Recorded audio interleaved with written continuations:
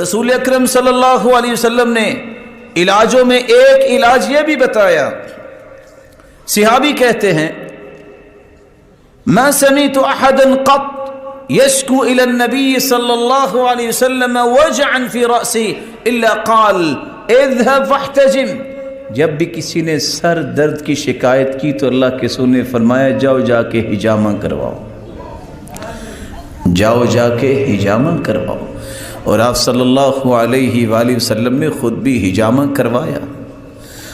اور جسم کے کسی حصے میں بھی تکلیف ہوتی الا وضع علیہ الحنہ، آپ حکم دیتے تھے کہ وہاں مہندی استعمال کرو، اللہ شفا دے دے گا.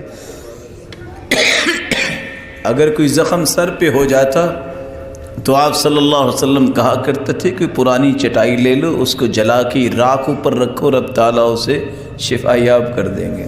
اور ایسا ہی کیا کرتے تھے صحابہ کرام. رسول اللہ صلی اللہ علیہ وسلم نے فرمایا میرے پاس جبریل آئے اور آ کے کہنے لگے انفع ما تداوى به الناس، دنیا میں سب سے نفع مند علاج ہے تو وہ حجامے کا علاج ہے. اس لیے رسول اللہ صلی اللہ علیہ وسلم فرماتے جب مجھے معراج پہ بلایا گیا،